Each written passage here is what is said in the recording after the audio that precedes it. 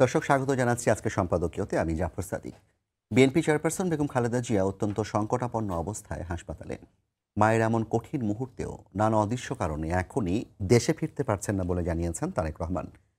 এ বিষয়ে ইঙ্গিত করে জামায়াত নেতা এটিএম আজহারুল ইসলাম বলেছেন, ইংল্যান্ডের নাগরিকত্ব ছেড়ে এসে যদি প্রধানমন্ত্রী হতে না পারেন তবে দুই কুলি হারাবেন। অন্যদিকে আইন উপদেষ্টা আসিফ নজরুল বলেছেন, তারেক রহমানের দেশে ফেরায় সরকারের কোনো বাধা নেই।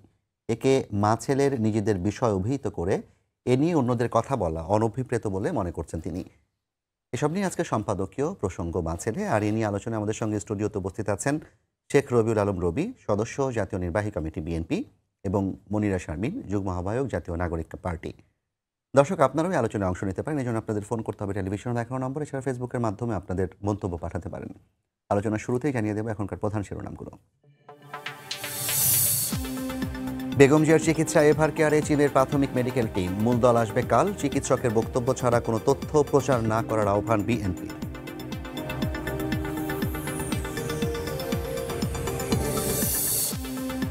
দেশে ফেরা নিয়ে সিদ্ধান্ত একান্তই তারেক রহমানের। চাইলে সব ধরনের সহযোগিতা করতে প্রস্তুত সরকার, জানালেন আইন উপদেষ্টা। নিশ্চিত করা হবে নিরাপত্তা।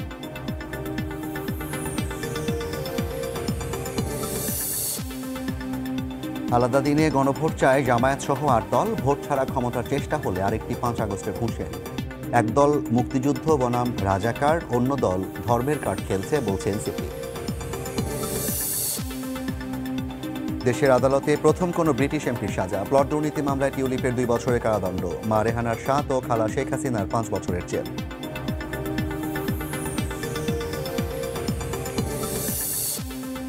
এবং রাজনৈতিক অস্থিরতায় কমছে বিদেশি ক্রয়াদেশ, দাবি বিকেএম। বাংলাদেশ নিয়ে বহির্বিশ্বে নেতিবাচক প্রচারে রপ্তানিতে প্রভাব পড়লেও সাময়িক, জানালেন বাণিজ্য উপদেষ্টা।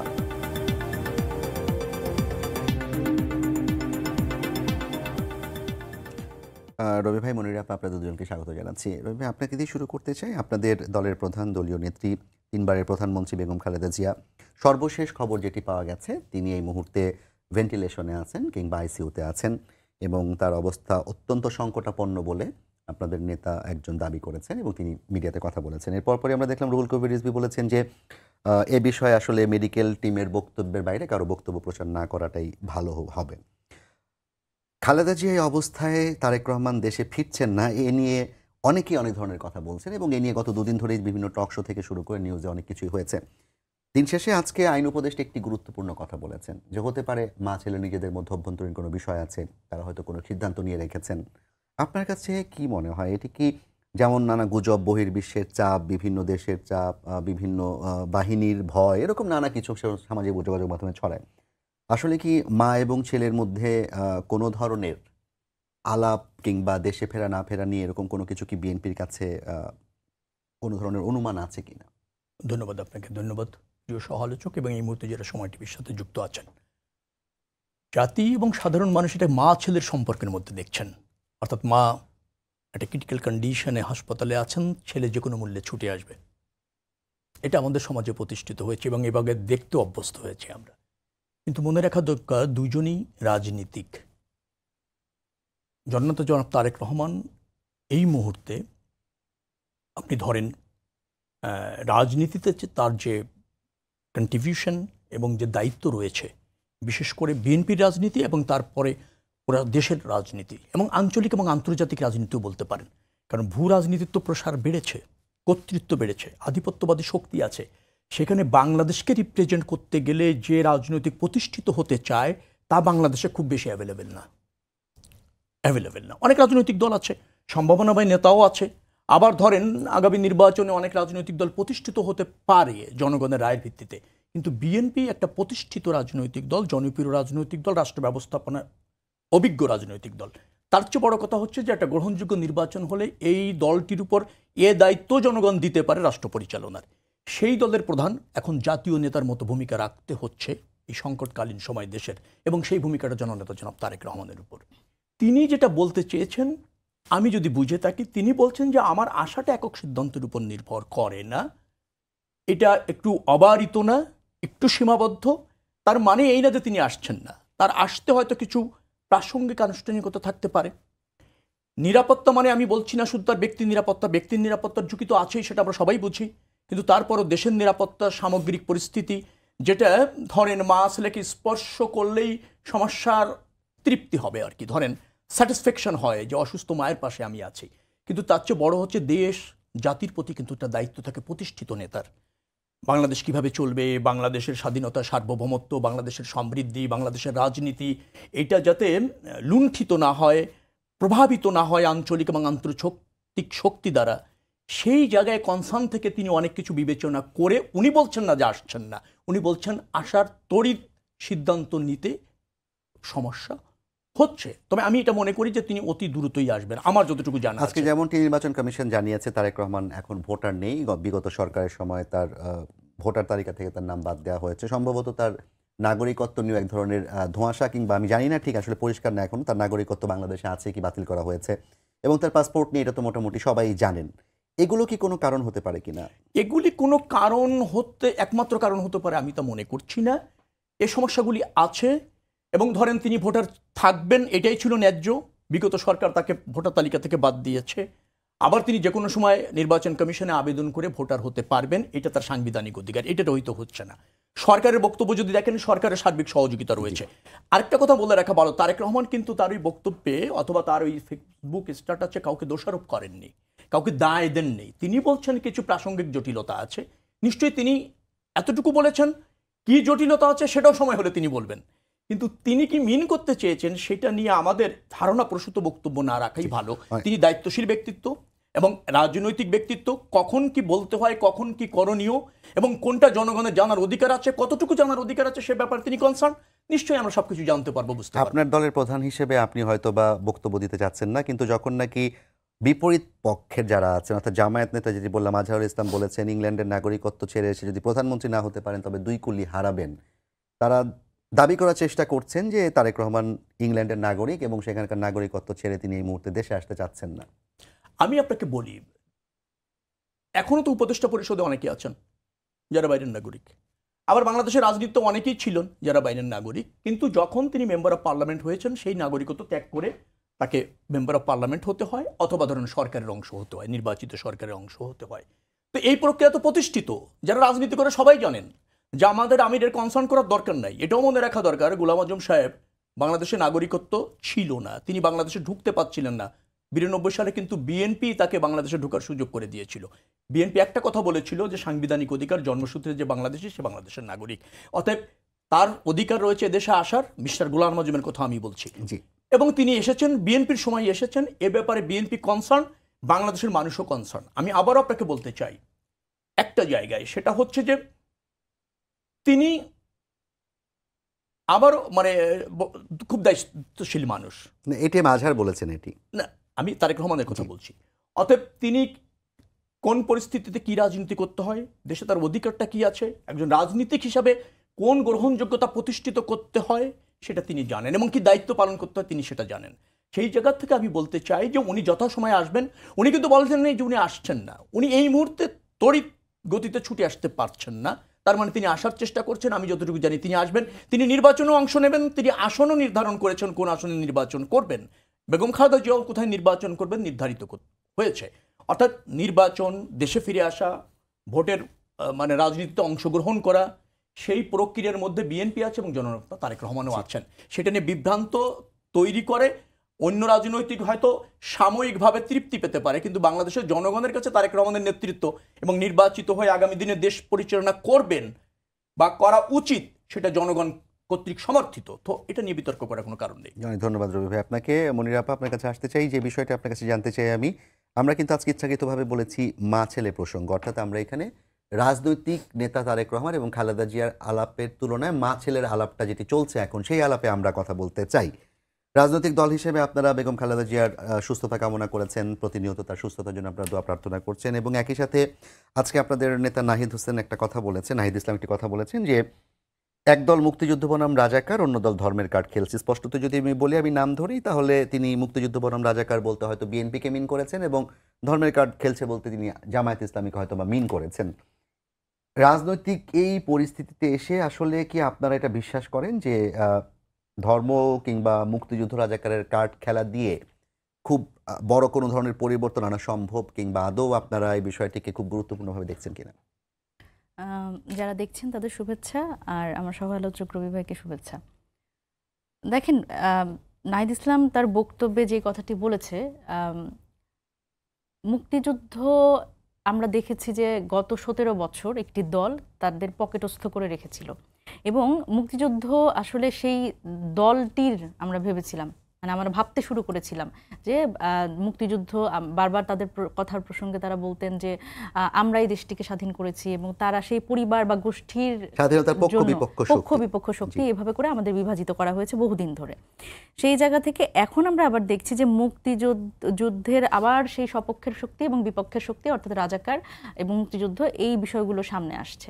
সুতরাং এইভাবে করে জাতিকে আবার একটা ডিভাইডেশনের মধ্যে ফেলে দেওয়া হচ্ছে। এবং আরও একটা ব্যাপার, সেটা হচ্ছে যে আরও ধর্মের কার্ডের কথা তিনি যেটা বলেছেন, বিষয়টি এটাই যে আমরা দেখছি যে যখন কিনা মানে একদল নিজেদের রাজাকার এই বিষয়টি খারিজ করে দিচ্ছে এবং অন্য পক্ষকে বলবার চেষ্টা করছে যে তারা আসলে ইসলাম বিরোধী, এবং সেই জায়গা থেকে আসলে এই ইসলাম বিরোধী এবং ইসলামের পক্ষের শক্তি, এইভাবে করে আরেকটা ডিভাইডেশন করবার চেষ্টা করা হচ্ছে। এবং এই দুটো বিষয় কিন্তু রাজনীতির মধ্যে আনা হচ্ছে। এটি সবচেয়ে গুরুত্বপূর্ণ বিষয় যে এই দুটো বিষয়কে নিয়ে, মুক্তিযুদ্ধকে নিয়েও রাজনীতি করা হচ্ছে এবং ধর্মকে নিয়েও রাজনীতি করা হচ্ছে, যেটি কিন্তু আমরা আমাদের অতীত অভিজ্ঞতা বলে যে যেটি আসলে কোনোটি কখনোই বাংলাদেশের রাজনীতির জন্য ভালো ফলাফল বয়ে আনেনি। সেই জায়গা থেকে আমরা যারা নতুন রাজনীতি করছি, তরুণ রাজনৈতিক দল হিসেবে, আমরা কিন্তু এই দুটোর কোনোটিরই পক্ষে না।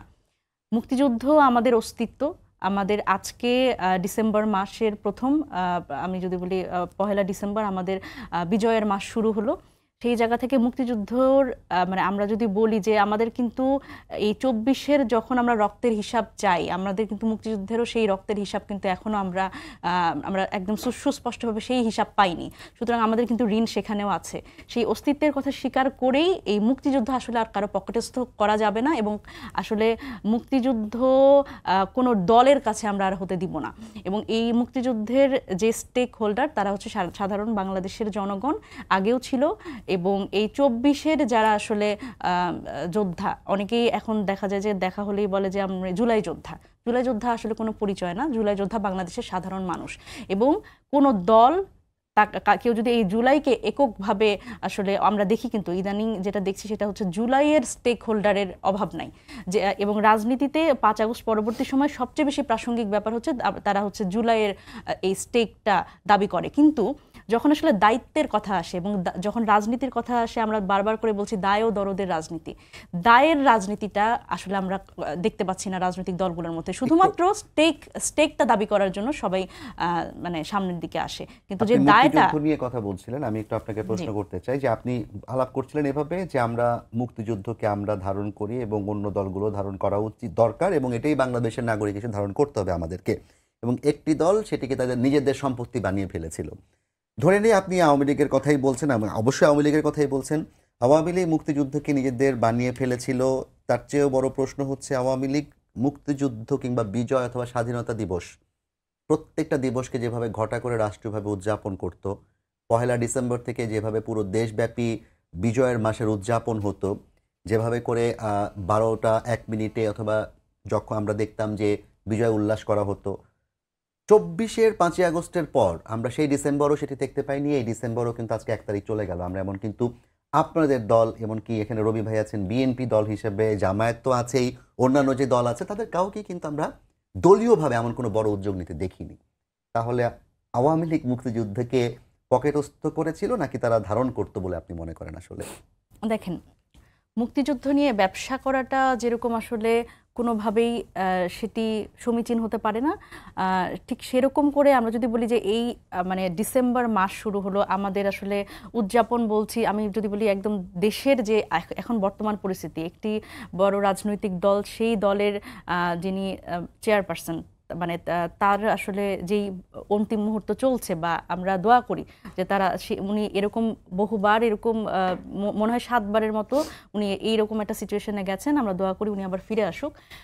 সেই জায়গায় হচ্ছে সেই দলটির হয়তো এক ধরনের সিচুয়েশন চলছে। তবে এটি আসলে আমরা যেটা বলি রাষ্ট্রীয়ভাবে কিন্তু পালন করবার একটা আয়োজন আমরা আওয়ামী লীগের সময় দেখেছি গত 17 বছর। এবং ঘটা করে বলতে সেটা হচ্ছে আপনাকে এমন যে আপনার উপর আরোপিত, আপনি চাচ্ছেন না, সেটাও কিন্তু আবার এক ধরনের বিষয় ছিল যে আরোপিত একটা বিষয় যে এটা উদযাপন করতেই হবে, ম্যান্ডেটরি। তো সেই জায়গা থেকে আমি বলবো যে এটি আমাকে একটু ভীত করে যে একেবারেই কোনো সারা শব্দ নাই, বা একেবারেই আসলে ডিসেম্বর মাসটা শুরু হলো, আমাদের বিজয় নিয়ে আমাদের কোনো দল কোনো কথা বলছি না। হয়তো আমাদের জায়গা থেকে আমরা নিজেরা চেষ্টা করেছি, নিজেরা ফটো কার্ড বানিয়ে আমরা বিজয়ের শুভেচ্ছা দিয়েছি, আমরা ব্যক্তিগত জায়গা থেকে দিয়েছি। তবে আমার মনে হচ্ছে যে এইটি কিন্তু সরকারের, অন্তর্বর্তীকালীন সরকারের পক্ষ থেকে কিন্তু এই উদ্যোগটা নেওয়ার প্রয়োজন ছিল। এবার আমি আপনাকে একটু কঠিন প্রশ্নই করে ফেলি। আপনাদের যে অঙ্গ সংগঠন কিংবা সহযোগী সংগঠন ছাত্র শক্তি, তারা স্বাধীন দাবি করছে নিজেদেরকে। ঢাকা বিশ্ববিদ্যালয় সম্ভবত আজকে কিংবা গতকাল রাতে তারা হচ্ছে মধুর ক্যান্টিনের সামনে নবান্ন উৎসব উদযাপন করেছে। কেন সেটা বিজয় উৎসব না হয়ে নবান্ন উৎসব হলো? না দেখেন, নবান্ন উৎসব এটি কিন্তু খুবই একটা ইনস্ট্যান্ট প্রোগ্রাম তাদের। আমি যেটা দেখেছি তারা আসলে মজার ছলে এটি করছে এবং সেটি এখনো চলছে।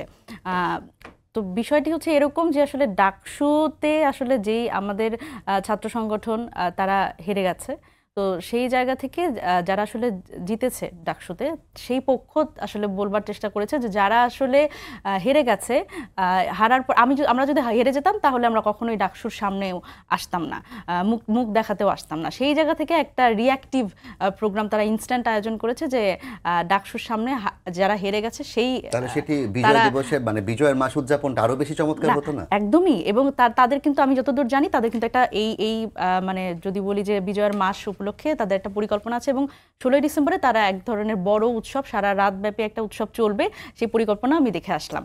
সুতরাং সেই জায়গা থেকে আমার মনে হয় যে দেখেন, এখানে আমি একটু এই বিষয়টা বলতে চাই যে এটি কিন্তু দেখেন অন্তর্বর্তীকালীন সরকারের পক্ষ থেকে যেরকম একটা উদ্যোগ নেওয়া উচিত ছিল, এবং দলগুলোরও কিন্তু ছোট ছোটভাবে নিজেদের আসলে উদযাপনের একটা সুযোগ ছিল। কিন্তু দেখেন এই বিষয়টি মানে আমরা 17 বছরে এত আরোপিতভাবে করে এসেছি, সেই জায়গায় একটা হলনেস ক্রিয়েট হয়েছে, এবং সেজন্যই মনে হচ্ছে যে আসলে আমরা কি, এবং এটা কিন্তু এক ধরনের এরকম একটা সংকেত দেবার চেষ্টা করা হচ্ছে যে যারা আসলে আমরা এই আয়োজনগুলোর মধ্যে নাই এবং একটা বড় ফাঁকা সময় যাচ্ছে, তাহলে কি আমরা মুক্তিযুদ্ধ বিরোধী হয়ে গেলাম কিনা। আসলে এইভাবে করেও বিষয়টি ভাবা প্রয়োজন বলে আমি মনে করি না। আমাদের বিজয়ের মাস এটি, এবং আমরা মুক্তিযুদ্ধকে যেভাবে ধারণ করি সেটি একদম আপামর জনগণের এই মুক্তিযুদ্ধটা, এবং বিজয়ও আসলে সবার। সেই জায়গা থেকে এই 16ই ডিসেম্বরটি আমরা খুব ভালোভাবে উদযাপন করব বলে আমি আশা করি, এবং এই মাসে ছোট ছোট অনেক আয়োজন হবে, এবং সেটা এনসিপির পক্ষ থেকেও আমরা চেষ্টা করছি সেই পরিকল্পনা করার। রবি ভাই, আপনাকে বিজয়ের মাস নিয়ে আমি এবার একটু প্রশ্ন করতে চাই। দলীয়ভাবে বিএনপি এখন একটি মানবিকভাবে একটু দুর্বল অবস্থানে আছেন, তাদের দলীয় প্রধান হাসপাতালে আছেন, সবকিছু মিলে। কিন্তু আপনার কথা সূত্র ধরেই যদি বলি, তারেক রহমান এবং খালেদা জিয়ার যেই যুক্তিটি আপনি দিলেন, দেশের কথা তারা বিবেচনা করেছেন। একজন নেতৃত্বে কিংবা ধরেন একজন খালেদা জিয়ার চেয়ে, আমি উইথ রেসপেক্ট যদি বলি, বাংলাদেশের বিজয় কিংবা মুক্তিযুদ্ধ অনেক বড় ঘটনা। এই জায়গায় বিএনপির দলীয় পক্ষ থেকে এই খালেদা জিয়ার যে অসুস্থতা, সেটিকে রেখেই আমরা কি বিজয় উদযাপনের কোনো সূচনা দেখতে পাইনি কেন, কিংবা সেভাবে কোনো সাড়া পাবেন? তো শুরু হলো গতকালকে। এবং দল কিভাবে করে? দল হচ্ছে 16ই ডিসেম্বরকে কেন্দ্র করে এবং তার সাথে প্রাসঙ্গিক যে বিষয়গুলি আছে সেভাবে করে। সরকার করে একবার প্রথম দিন থেকে, সরকারের করে একরকম, দলের করে একরকম। অন্তর্বর্তীকালীন সরকার আছে, তাদের একটা দায়িত্ব আছে রাষ্ট্রীয়ভাবে বেশ কিছু আনুষ্ঠানিকতা সম্পন্ন করা, আর দলের একটা দায়িত্ব আছে। দল ইতিমধ্যে কিন্তু কর্মসূচি ঘোষণা করেছে। আপনি জানেন বিজয়ী মশাল মিছিলের একটা আয়োজন করতে চেয়েছিল, পরবর্তীতে আবার সেটা স্থগিত করেছে কয়েকদিনের জন্য। কিন্তু 16ই ডিসেম্বর উপলক্ষে যে সমস্ত অনুষ্ঠান দল অতীতে করেছে সেগুলি এখনো আছে এবং সেগুলি দল করবে। তাহলে সরকার যে করছেন, আপনাদের দুজনের বক্তব্যে কিন্তু সরকারের প্রতি আপনারা এক ধরনের বলা যায় যে দায়িত্ব কিংবা অনুযোগ করেছেন। সরকার তাহলে এই কাজটি করতে কোথায় বাধা পাচ্ছে? না, সেটা সরকার ভালো বলতে পারবে। আমাদের রাজনৈতিক দল হিসেবে কাজ হচ্ছে সরকারকে কনসার্ন করা। এটা তো বাধ্য করার বিষয় নয়। নিশ্চয়ই সরকারও কনসার্ন আছে। তারও আমার মনে হয় যে আনুষ্ঠানিকতা একটা জায়গায় সমস্যা হয়েছে। মানে আগে আওয়ামী লীগ যেভাবে করতো সেভাবে দেখতে দেখতে মনে হয়েছে যে 1 ডিসেম্বর আসলেই মানে সবকিছু বাদ দিয়ে শুরু করতে হবে। আমার ধারণা হচ্ছে যে সরকার কতটুকু করণীয়, কতটুকু যৌক্তিক, কতটা প্রয়োজন সে ব্যাপারে জানেন এবং তারা তা করবেন। অন্য রাজনৈতিক দলগুলিও জানেন। যেমন ধরেন আপনি বলছিলেন মুক্তিযুদ্ধ সবার, ধর্ম সবার, আমরা এটা রাজনৈতিক ব্যবহার চাই না। ধরেন মুক্তিযুদ্ধ আমাদের শহীদ রাষ্ট্রপতি জিয়াউর রহমান আমাদের দলের প্রতিষ্ঠাতা, তিনি স্বাধীনতার ঘোষণা দিয়েছেন। এবং মনে রাখা দরকার পার্টিসিপেটারি মুক্তিযোদ্ধাদের দল বিএনপি, কিন্তু তারপরও বিএনপি ক্ষমতায় ছিল বারবার, মুক্তিযোদ্ধা কিন্তু রাজনৈতিক ব্যবহার বিএনপি কখনো করেনি, যেটা আওয়ামী লীগ করেছে, সবসময়ের জন্য করেছে। তারপর ধরেন এই যে ধর্মের ব্যবহার, আমরা কি বলছি সব ধর্মের সহ অবস্থান সমান অধিকারে বিশ্বাস করি, ধর্মেরও ধরেন আনুকূল্য ব্যবহার অথবা এই যেটাকে বলা হয় রাজনীতিতে থাকা উচিত নয়, আমরা তা মনে করি। এখন মুক্তিযুদ্ধ জাতির অর্জন, আপনি জানেন ধর্মভিত্তিক অনন্য রাজনৈতিক দলও মুক্তিযোদ্ধার আছেন এবং তারা এই আপনার দেশের স্বাধীনতায় বিশ্বাস করে, মুক্তিযুদ্ধের পক্ষের শক্তি, শুধুমাত্র জামাত ছাড়া। কারণ জামাত রাজনৈতিক দল হিসেবে মুক্তিযুদ্ধের বিরোধিতা করেছিল। আমাদের দেশে কিন্তু অনেক ধর্মভিত্তিক দল আছে, তারা কিন্তু মুক্তিযুদ্ধের, আমি আবারও বলছি যে আমাদের স্বাধীনতার পক্ষের শক্তি, বাট তারা ধর্মভিত্তিক রাজনীতি করে। কিন্তু আপনি এখানে দেখবেন যে ধর্মটাকার একটা আনুকূল্য ব্যবহার করার চেষ্টা করা হচ্ছে, তারাই করছে যারা অনেক সময় মুক্তিযুদ্ধকে, এই দেশটাকে চায়নি, এই দেশের স্বাধীনতাকে অস্বীকার করেছে। স্বাধীনতার অর্জন বা আপনি যদি বিজয় দিবসের অর্জনগুলি বলেন, সেটাকে আবার বিতর্কিত করা হয়, বিভিন্নভাবে উপস্থাপন করার চেষ্টা করে। তারা আবার ধর্মের ব্যবহার করতে চাইছে। আমরা এই ধর্মের ব্যবহার এবং জাতীয় যে অর্জন আছে তার কোনো দলের রাজনৈতিক ব্যবহার দেখতে চাই না, সেটা বিএনপি হোক, এনসিপি হোক, অন্য রাজনৈতিক দল হোক। জাতীয় অর্জন জাতির অর্জন, এটা জনগণের অর্জন, তার প্রতি আমরা শ্রদ্ধাশীল থাকবো, সেখানে আমাদের কন্ট্রিবিউশন থাকবে, কিন্তু সেটা রাজনৈতিক ব্যবহার আমরা করবো না। ধর্ম হচ্ছে আপনি মুমিন মুত্তাকি হবেন, তাই না? তো মুমিন মুত্তাকি হয়ে, বিশুদ্ধ মানুষ হয়ে, নৈতিকভাবে আপনি সমৃদ্ধ হয়ে দেশ এবং জাতির জন্য ভূমিকা রাখবেন, সেটাও ধর্মের অংশ। আপনার ইহকালের কর্মের পরিপ্রেক্ষিতে আপনি পরকালে পুরস্কৃত হবেন, আল্লাহর সান্নিধ্য পাবেন, নৈকট্য পাবেন, আল্লাহর দাসত্ব করবেন, সবই ঠিক আছে। কিন্তু সেটা রাজনৈতিক ব্যবহার আপনি করে রাজনৈতিক সুবিধা নেবেন অথবা জাতিকে বিভাজিত করবেন, সেটা বিএনপি চায় না। বিএনপি সব ধর্মের সমান অধিকারে বিশ্বাস করে, সমান ধরেন চর্চায় বিশ্বাস করে, আমি আবারও বলি ধর্মীয় মূল্যবোধে বিশ্বাস করে, শুধুমাত্র ইসলামী মূল্যবোধে বিশ্বাসী। এই রকমের ভাবে ধর্মকে বিভাজন বিএনপি কখনো রাজনৈতিক দল হিসেবে প্রত্যেকটা ধর্মের তারা মূল্যায়নের বিষয়টি আপনি নিশ্চিতভাবে বলেছেন। জি, আমি আরেকটা জায়গায় একটু বলতে চাচ্ছি, মা ছেলের কথা বলছিলেন, সন্তান হিসেবে জননেতা জনাব তারেক রহমানের এখন সবচেয়ে বড় দায়িত্ব হচ্ছে বেগম খালেদা জিয়ার উন্নত চিকিৎসাটা নিশ্চিত করা, এবং তিনি সেটা ক্রমাগতভাবে সব সময় কনসার্ন থেকে সমন্বয় করেই করছেন, বিশেষ করে ইউএসএ বা ইউকে এবং বাংলাদেশের যে সমস্ত ডাক্তাররা চায়নার ডক্টর আসছেন, এবং এই তিনটি জায়গায় কিন্তু সারাক্ষণই স্কাইপে কথা বলে একটা মেডিসিনও কিন্তু তাদের কনসার্ন ছাড়া অথবা উন্নত ট্রিটমেন্ট বলতে যাবো যে অ্যাডভান্স ট্রিটমেন্ট, সেটা সমন্বয় করছেন জননেতা জনাব তারেক রহমান নিজে এবং তার সহধর্মিনী জুবাইদা রহমান। অর্থাৎ মায়ের উন্নত চিকিৎসার জন্য সন্তান হিসেবে যে দায়িত্ব পালন করার সেটা করছেন। তিনি কিন্তু আবেগের সাথে বলছেন যে আমি পাশে থাকতে পারলে সন্তানের চেয়ে তো আর কারো ভালো লাগার কথা না, আর বঞ্চিত হলে সন্তানের চেয়ে আর কারো ব্যতীত হওয়ার কথা না। কিন্তু কিছু অবধারিত বাস্তবতা আছে রাজনৈতিক জীবনে। আমাদের অনেক নেতাকে জেলে থেকে মা বাবার মৃত্যু দেখতে হয়েছে, শুনতে হয়েছে, দেখার সুযোগ হয়নি। ইভেন এমনও হয়েছে যে আপনি প্যারোলে মুক্তি পেয়ে জানাজায় অংশ নেবেন, সে সুযোগও বিগত সময় হয়নি। তার মানে কি মার ছেলের সম্পর্ক নষ্ট হয়েছে অথবা বিতর্কিত হয়েছে? প্রতিষ্ঠিত মানুষ যারা থাকেন, যারা সামগ্রিক কল্যাণে কাজ করেন, বৃহত্তর পরিসরে কাজ করেন, তাদের জীবনে এরকম কিছু বাস্তবতা থাকে যেটা পারিবারিক সম্পর্কের ঊর্ধ্বে চিন্তা করতে হয়। নিশ্চয়ই দেশ এবং জাতির স্বার্থে সেই দায়িত্বই দল হিসেবে বিএনপি এবং তার নেতা জননেতা তারেক রহমান পালন করছে। এর মধ্যেই অন্তর্নিহিত রয়েছে এদেশের নিরাপত্তা, এদেশের স্বাধীনতা, এদেশের সমৃদ্ধি এবং মানে আঞ্চলিক এবং আন্তর্জাতিক আধিপত্যবাদী যে ভাবনাগুলি এখন বাংলাদেশে আছে ভূ রাজনৈতিক কারণে, তাকে ফেস করার জন্য বাংলাদেশের হয়েই তিনি কাজ করছেন। এই আস্থাটা জনগণ রাখে এবং আমাদেরও রাখা উচিত, এটা নিয়ে বিতর্কিত করার কোনো সুযোগ নেই। জি, আপনাকে অনেক ধন্যবাদ। মনির আপা, আপনার কাছে একটা বিষয়ে জানতে চাই, যেটি রবি ভাই বলছিলেন যে প্যারোলে মুক্তি পেয়েও জানাজার সুযোগ পাননি। আওয়ামী লীগের পেজ কিংবা আওয়ামী লীগ সংশ্লিষ্ট যে সমস্ত সোশ্যাল মিডিয়ার মাধ্যমগুলো আছে কিংবা বিভিন্ন অনলাইন পোর্টালগুলো, সেখানে আমরা দেখতে পাই যে ছাত্রলীগ, যুবলীগ, শ্রমিক লীগ, এরকম বিভিন্ন লীগের সদস্যরা তাদের মায়ের মৃত্যু, ছেলের মৃত্যুতে তারাও আসতে পান না। এগুলোকে রবি ভাই এখন যেভাবে বলছেন তারাও সেইভাবে করে দেখানোর চেষ্টা করছেন। আবার আরেকদিকে আমরা দেখি যে সম্ভবত কিশোরগঞ্জেই সাবেক রাষ্ট্রপতি আব্দুল হামিদের যে শ্যালক, তাকে জামায়াত মনোনয়ন দিয়েছে নির্বাচন করার জন্য। তো ভবিষ্যতে যদি কোনো দিন আওয়ামী লীগ এই দেশে আবার রাজনীতি করে, তখন তারাও তো হয়তো রবি ভাইয়ের মতোই বলবেন যে আমরা মায়ের দেখা পাইনি। বিষয়গুলো আসলে আপনি কিভাবে বিবেচনা করেন? দেখেন, এখানে একটা আমি যদি বলি যে মানে বিএনপির রাজনীতি করে তারা ছিল মজলুম, এবং মজলুমটা তারা এমনভাবে ছিল যে তারা কিন্তু আসলে, আমি যদি বলি যে এই যাকে নিয়ে আজকে কথা হচ্ছে বেগম খালেদা জিয়া, ওনার কিন্তু যে আত্মত্যাগ, উনার যে আপোষহীন, যে বারবার করে যে কথাটা আসে, যে বিশেষণটি আসে, যে আপোষহীন নেতৃত্ব, উনি বারবার করে বলেছেন যে আমার দেশের বাইরে কোনো বাড়ি নাই, আমার যাওয়ার কোনো জায়গা নেই, আমি এই দেশের জনগণের সাথেই থাকবো। এবং এরকমও হয়েছে যে তিনি তার চিকিৎসার মাঝখানে চলে এসেছেন, দেশের বাইরে থেকে এসে উনি প্রেস কনফারেন্স করেছেন, মানে জনগণের সাথে থাকবার সেই সেই প্রত্যয় ব্যক্ত করেছেন। সুতরাং সেই জায়গা থেকে উনার যে দৃঢ় একটা অবস্থান, তাহলে এবং উনি আমার মনে হয় যে উনি একমাত্র নেত্রী যিনি এই পাবলিকলি এতবার আবেগঘন পরিস্থিতির মধ্যে পড়েছেন, উনি কেঁদেছেন যে আমাদের উপর এই ধরনের নির্যাতন হচ্ছে। উনি ওনার দলীয় কর্মীর কষ্ট দেখে, যে আমাদের কর্মীদের মারা হচ্ছে, আমার দলের নেতাকর্মী কেউ আসলে ঘরে থাকতে পারছে না, এই বলে উনি কেঁদে দিয়েছেন। সুতরাং সেই জায়গা থেকে বিএনপির নেত্রী কিন্তু কখনো পালিয়ে যাননি। এবং তিনি কিন্তু আমরা যখন দেখেছি যে তিনি যখন কোর্টে যখন হাজিরা দিতে যাচ্ছেন, তখন কিন্তু লোকারণ্য এবং তার যারা কর্মীরা আছেন সেই গার্ড দিয়ে তার গাড়িটা নিয়ে যাচ্ছেন, এবং তৎকালীন সরকার তাদেরকে পুলিশ দিয়ে পিটিয়ে ছত্রভঙ্গ করেছে। একদম একদম। তো সুতরাং উনি যে আসলে মজলুম, এবং বিএনপি একটা মজলুম দল হিসেবে কিন্তু প্রতিষ্ঠিত, এবং সেই জায়গা থেকে তাদের প্রতি যে অন্যায় হয়েছে, গুম, মামলা, হামলা, এইটা যে শিকার হয়েছে, এটা কিন্তু সাক্ষী সারা বাংলাদেশের মানুষ।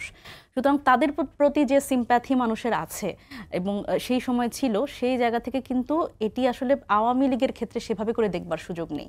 কারণ মানে বিএনপির সেই সময়কার অবস্থা এবং আওয়ামী লীগের এই সময়কার অবস্থাতে আপনি এভাবে করে সরাসরি তুলনা করতে পারবেন না, যেখানে তাদের নেত্রী তাদের রেখে দেশ ছেড়ে চলে গেছে এবং পালিয়ে গেছে। এবং সেটা কোনো রাজনৈতিক দলের কিন্তু কোনো অভ্যুত্থান না, সেটা কিন্তু একেবারে ছাত্র জনতার গণ অভ্যুত্থানের মাধ্যমে তিনি আসলে দেশ ছেড়ে পালিয়েছেন। সুতরাং এই জিনিসগুলো আসলে মাথায় রাখতে হবে। এবং এই আলোচনা যখন আমরা করছি, সেই ক্ষেত্রে আপনি দেখবেন না যে আওয়ামী লীগের কেউ বা ছাত্রলীগের কেউ, মানে এই দলের কেউ এসে কখনো মানে ফেসবুক লাইভে তো তারা আসেন গালিগালাজ করতে, নানান কিছু করতে, কিন্তু তাদের কখনোই দেখবেন না আপনি যে তারা কোনো অনুশোচনা করছে বা তারা বলছে যে না আসলে যেটা হয়েছে সেটা ভুল হয়েছে।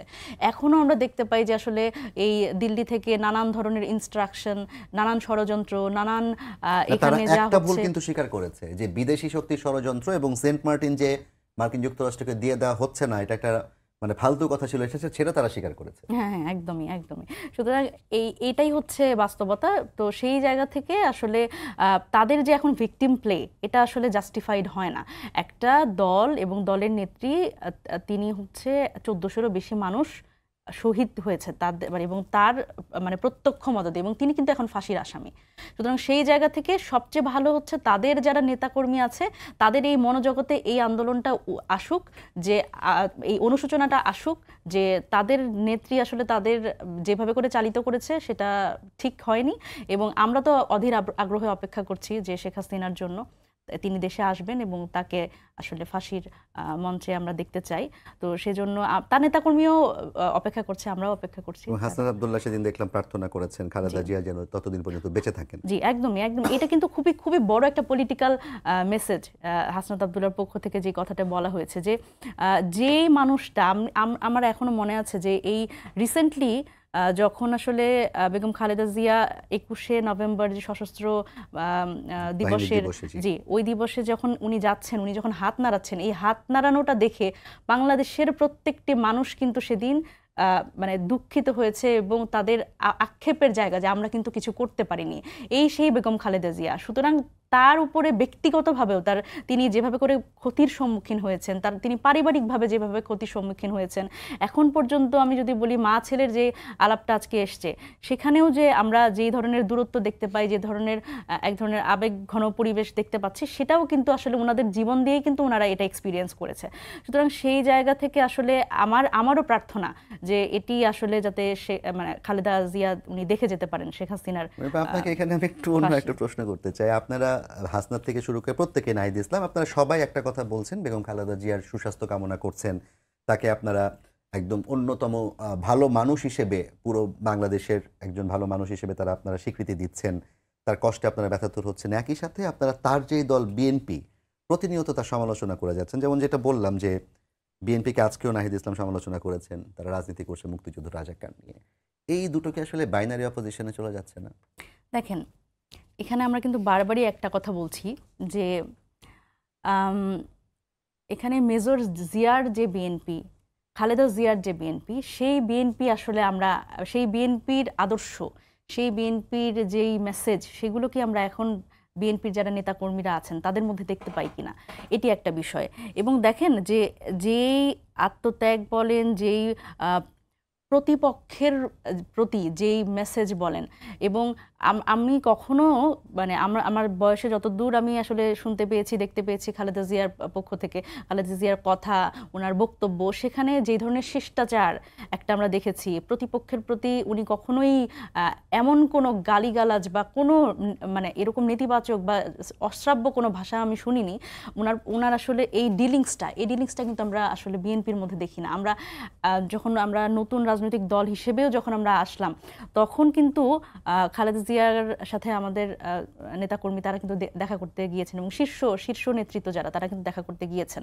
সেই জায়গা থেকেও তার যে জেস্চার এবং নতুন রাজনৈতিক দল হিসেবে আমাদের প্রতি যেরকম শুভকামনা, মানে সেই জায়গা থেকে আমরা যে একটা ঔদার্য দেখেছি, সেটি কিন্তু আসলে বিএনপির বর্তমান যারা আসলে শীর্ষ নেতৃত্বই যদি আমি বলি, সেখানেও কিন্তু এক ধরনের সেই আদর্শ বলেন, সেই জেস্চারের এক ধরনের খামতি আছে, এবং আমরা কিন্তু সেই জায়গাতে এক ধরনের যে ঔদার্য আমরা লক্ষ্য করেছি, সেখানে আমরা একটা কার্পণ্যতা দেখতে পাই এখনকার নেতৃত্বের মধ্যে। এবং দেখেন এই যেই আলোচনা আজকে হচ্ছে, এই বিষয়ে আমি যদি একটু বলি, সেটা হচ্ছে বিএনপির মধ্যেও কিন্তু যদি আমি বলি যে বেগম খালেদা জিয়া বলেন এবং তারেক রহমানের এখন দেশে আসতে না পারার বিষয়টি বলেন, এই জায়গাতেও কিন্তু এক ধরনের বর্তমান নেতৃত্বের উপর এক ধরনের অভরসা বা একটা অনাস্থা আছে। এটা তো সত্য যে বিএনপির চেয়ারপারসন বেগম খালেদা জিয়ার যে আসলে যখন উনি একদিন কথা বলছেন, উনি ওনার বক্তব্য শুনলাম, সেটা হচ্ছে যে খালেদা জিয়ার ভয় নাই, রাজপথ ছাড়ি নাই, এই স্লোগান আপনারা দিবেন না। কারণ উনিও জানেন যে উনার নেতাকর্মীরা আসলে ওনার জন্য কি করেছে, সেই আস্থা কিন্তু ওনার মধ্যেও আসলে খামতি ছিল। এবং এই যে আসলে মানে বালুর ট্রাকের কথা বারবার করে বলা হয়, বালুর ট্রাক তো আসলে বিএনপির নেতাকর্মী তারা তো আসলে সরাতে পারেনি, এটা তো বাস্তবতা। এবং এই বেগম খালেদা জিয়ার কিন্তু যে মানে নিজের বাসায় যে অন্তরীণ ছিলেন, সেখানেও কিন্তু আসলে মানে তাকে যে টেনে হেঁচড়েও বের করা হলো, সেটার মধ্যে থেকেও কিন্তু আসলে তাদের নেতাকর্মী আসলে কি করতে পেরেছে, তাদের কিন্তু সেরকম আমরা অ্যাক্টিভিটি দেখতে পাইনি। সুতরাং এই যে শীর্ষ নেতৃত্ব, এবং আপনি খেয়াল করে দেখবেন এই 17 বছরের আন্দোলনে যখন খালেদা জিয়াকে এই শীর্ষ নেতৃত্ব বলেন, এই বর্ষিয়ান রাজনীতিবিদরা তাকে যেরকম বের করে আনতে পারেনি, এবং অনেককেই আমরা কিন্তু দেখেছি যে আওয়ামী লীগের সাথে কম্প্রোমাইজ করে রাজনীতি করতে। এটিও সত্য, এটিও বাস্তবতা, এটা স্বীকার করতে হবে, দিস ইজ দ্য ফ্যাক্ট। তো সেই জায়গা থেকে এই যে খালেদা জিয়ার তারেক রহমানের দেশে আসতে না পারা, এটিও কিন্তু এক ধরনের মেসেজ দেয় যে এই নেতৃত্বরা তারাই আসলে তারেক রহমানের কতটা সুরক্ষা নিশ্চিত করতে পারবে তার ভারপ্রাপ্ত চেয়ারম্যান হিসেবে। অনেক ধন্যবাদ মনিরা আপনার কাছে। যদি সময় পায় আপনার কাছে আবার আসবো। রবি ভাই, আপনার কাছে আমার প্রথম প্রশ্ন হচ্ছে যে মনিরা যেটি দাবি করলেন যে খালেদা জিয়া এবং মেজর জিয়ার যে রাজনৈতিক আদর্শ, সেই রাজনৈতিক আদর্শ থেকে বিএনপি এই মুহূর্তে দূরে সরে আছে। 2 নম্বর, তিনি আরেকটি বিষয়ে দাবি করেছেন যে এমনকি তারেক রহমান দেশে ফেরার ব্যাপারেও তার নেতা নেত্রীদের কাছ থেকে যে ভরসাটুকু দরকার, সেই ভরসাটুকু তারা পাচ্ছেন না। আচ্ছা, যাই হোক, উনি যেহেতু একটা প্রতিপক্ষ রাজনৈতিক দল, মানে প্রতিযোগী রাজনৈতিক দলের অংশ, উনিও একভাবে ভাববেন। এর মধ্যেও রাজনৈতিক বক্তব্য রয়েছে, নির্মোহন এই বক্তব্যটা। আচ্ছা, আপনি আমাকে বলেন তো, জননেতা জনাব তারেক রহমানের কাছ থেকে এমন কোনো বক্তব্য শুনেছেন শিষ্টাচার বহির্ভূত, যেখানে দেশের স্বার্থ নাই, জাতির স্বার্থ নাই? পেয়েছেন নাকি? আমাকে বলেন যে একটি বক্তব্য বলেন, একটি শব্দ বলেন যেটা জাতিকে আহত করেছে, অন্য দলকে আহত করেছে, বা জাতীয় স্বার্থ রক্ষা করেনি, এরকম একটা বাক্য বলতে পারবেন? কখনো শুনেছেন? তো তিনি শুধু তারেক রহমান বলেন না, শীর্ষ নেতৃত্বের কথা বলেন। শীর্ষ নেতৃত্ব তো বিচ্ছিন্নভাবে রাজনৈতিক দল তো অনেক কথাই আছে। এনসিপির নাসিরউদ্দিন পাটোয়ারি যা বলে, যখন বলে তখন বলে এটা এনসিপির কথা না, ওনার ব্যক্তিগত কথা। আর যখন আমাদের দলে হাবিবুর রহমান যদি একটা কিছু বলে ফেলে, তাতে আহত হয়ে গেলে এটা বিএনপির কথা। এই দ্বিচারিতা চলবে না। ট্রান্সপারেন্ট যদি আপনি আমার কাছ থেকে চান, তো আরো অনেক মানুষ বলে, ট্রান্সপারেন্ট যদি আপনি আমার কাছ থেকে চান, ডেফিনেটলি আপনি চাইবেন, কিন্তু আপনি নিজেও ট্রান্সপারেন্ট হবেন, তা কিন্তু না। বলছেন তো বিচ্ছিন্নভাবে এনসিপির কোন নেতা বলেন না? নাহিদ ইসলাম একটু কম্পারেটিভলি কম বলেন, আর অনেকেই তো অনেকভাবে বলছেন। আচ্ছা, সেটা বলা আছে, বাংলাদেশের রাজনীতিতে এটা আছে, দায় চাপানো, নিজে বিশুদ্ধ, অন্যকে ধরেন অশুদ্ধ, এটা বানানোর একটা চেষ্টা বাংলাদেশের রাজনীতির কালচার থেকে আছে, রাতারাতি যাবে না। তারেক রহমানের নেতৃত্বে এতটা প্রতিষ্ঠিত যেটা এর আগে কখনো প্রতিষ্ঠিত অন্য কোনো নেতা দিয়ে বিএনপিতে হয়নি। সেটা হলো গত 17 বছরে আওয়ামী লীগ অনেক চেষ্টা করে এই দলকে বিভাজিত করতে পারি নাই, অনৈক্য করতে পারি নাই, ক্ষমতার মোহে প্রলুব্ধ করতে পারি নাই। অবিচল থেকে 17 বছর ফ্যাসিবাদের বিরুদ্ধে আন্দোলন করেছে, সংগ্রাম করেছে, রাজনীতি করেছে আপোষহীন থেকে। যার ফলে ওই বালুর ট্রাক আমরা সরাতে পারিনি। বালুর ট্রাক কখনো কখনো একটি রাজনৈতিক আন্দোলনে সরে না, কিন্তু ওই বালুর ট্রাকের সরাতে পারিনি বিদায়ে সেই আন্দোলনে অব্যাহত হয়ে তো শেখ হাসিনা ফ্যাসিবাদী হয়েছে। আর শেখ হাসিনা ফ্যাসিবাদ হলো কি করে? শেখ হাসিনা বিএনপিকে রাজনৈতিকভাবে ফেস করতে পারিনি বিদায় এক সময়কার রাজনৈতিক দল আওয়ামী লীগ এখন বর্তমান ফ্যাসিবাদী পতিত শক্তি। একটাই কারণ যে বিএনপি রাজনীতি করেছে, প্রতিবাদ করেছে, জনগণের পাশে থেকেছে, জন আকাঙ্ক্ষা ধারণ করেছে, রাজপথে সক্রিয় থেকেছে, অবিচল থেকেছে, ঐক্যবদ্ধ থেকেছে। হাসিনা সেটাকে ফেস করতে না পারে ফ্যাসিবাদী পথ অনুসরণ করতে হয়েছে, গায়ের জোরে ক্ষমতা থাকতে হয়েছে। তো রাজনীতি মানে তো তাই, রাজনীতি মানে তো এই না যে আপনি সবকিছু কালকের মধ্যে উলট পালট করে দিবেন। পৃথিবীতে তাই হয়েছে নাকি? পৃথিবীতে যত স্বৈরাচার আর ফ্যাসিবাদী সরকারের পতন হয়েছে, কোনটা 10 থেকে 15 বছর সময় লাগেনি পতন ঘটাতে? 25 বছরও লেগেছে। তো বিএনপি সেভাবে রাজনীতিটা করছে। একটা জায়গায় একটু বলতে চাই, সেটা হচ্ছে এটা একটু বলা দরকার, শেখ হাসিনা কিন্তু সামরিক অভ্যুত্থানে দেশ ছাড়ি পালিয়ে যান নাই, গণ অভ্যুত্থানে পালিয়ে গিয়েছেন। এই শেখ হাসিনার পালানো এবং আওয়ামী লীগের নেতারা তারা যে ফ্যাসিবাদী শক্তি প্রতিষ্ঠিত হয়েছিল রাজনৈতিক দল হিসাবে, তারপর তারা হয়েছিল গণহত্যাকারী, তারা মানবতা বিরোধী অপরাধ করেছে, গণতন্ত্র হত্যা করেছে, গুম খুন আনথারা স্কিলিং করেছে, অন্য রাজনৈতিক দল নিধন করেছে, গণতন্ত্র হত্যা করেছে। সেই শক্তি যেভাবে এখন আছে, যারা পালিয়ে গিয়েছে এবং যারা দেশের মধ্যে সুনির্দিষ্ট অপরাধে গ্রেপ্তার হয়েছে, এবং এটা রাষ্ট্রীয় এবং জনস্বার্থ বিরোধী অপরাধ, মানে গণহত্যা কিন্তু মানে একটা আন্তর্জাতিকভাবে প্রতিষ্ঠিত অপরাধ, চরম মানবতা বিরোধী অপরাধ, তার জন্য দায়। আর বিএনপি ন্যায্যতা প্রতিষ্ঠার আন্দোলন করেছিল, গণতন্ত্র প্রতিষ্ঠার আন্দোলন করেছে, জনগণের ক্ষমতায়নের আন্দোলন করেছে, গ্রহণযোগ্য নির্বাচনের জন্য আন্দোলন করেছে। দুটি এক নয়, যেটা আপা বলতে চেয়েছিলেন, আমি তার সাথে শতভাগ একমত। কিন্তু আপনি এই দুটিকে যদি এক করে দেখেন তাহলেই দেশের ক্ষতি হয়ে যাবে। এভাবে এক করে দেখে অনেকেই ফ্যাসিবাদী শক্তিকে প্রতিষ্ঠিত করতে চায়। আমি আবারও বলছি, আওয়ামী লীগ এখন আর কোনো রাজনৈতিক দল না। অতএব আওয়ামী লীগের কোনো অপরাধী যারা আওয়ামী লীগের দলের সাথে যুক্ত ছিল তাকে অপরাধী হিসেবে চিহ্নিত করতে হবে। রাষ্ট্র সেভাবে দেখছে, তাদের বিচার প্রক্রিয়া আছে। তবে এটা ঠিক আছে, আমি ওইখানে একমত যে একজন আসামি তিনি যদি জেলে থাকেন তার কিছু রাইট আছে, সেটা জন্য ডিপ্রাইভ না করে এই সরকার, কোনো সরকারই তার করা উচিত না। কারণ একজন সাজাপ্রাপ্ত আসামিরও কিন্তু কিছু অধিকার আছে, রাষ্ট্র যেন তাকে সেটা থেকে বঞ্চিত না করে। আইনি অধিকার দেওয়া হয়নি, সেটি এখনো না দেওয়া হলে সেটি তো আসলে সেটা কাম্য হতে পারে না। অপরাধী, আমি আবারও বলছি, অপরাধ যুগে যুগে ছিল, আছে, থাকবে, কিন্তু অপরাধীর শাস্তিও যেমন হবে, অপরাধীর কিছু ন্যূনতম অধিকার আছে, আমরা সেটার থেকে বঞ্চিত যেন না হয়। অপরাধী হলেও ধরেন জেল কোডে তার কিছু সুবিধা আছে, আপনি সেটা থেকে বঞ্চিত করেন। প্যারোল মুক্তির কথা বলছেন, সেটাও একটা অপরাধীর ক্ষেত্রেও এটা তার একটা রাইট, না সেটি কিন্তু পেয়েছে, সেই জন্য সেটা পায়। আমরা এটা চাই, আমরা আইনের শাসন চাই, কিন্তু আবার মানবাধিকার লঙ্ঘন চাই না, আইন নিজের হাতে তুলে নিতে চাই না, আইন যেন রাষ্ট্রের স্বেচ্ছাচারিতার পরিণত না হয় সে ব্যাপারে সজাগ থাকতে হবে। ধন্যবাদ রবি ভাই আপনাকে, মনির আশামিন আপনাকে ধন্যবাদ জানাচ্ছি। আমাদের আজকে শেষ করতে হবে, আমরা প্রত্যাশা করছি বিএনপি চেয়ারপারসন বেগম খালেদা জিয়া তার দ্রুত সুস্থতা এবং আরোগ্য কামনা করছি, এবং একই সাথে সবাইকে ধন্যবাদ জানিয়ে আজকে সম্পাদককে শেষ করছি। আগামীকাল আবারও দেখা হবে একই সময়ে। শুভরাত্রি।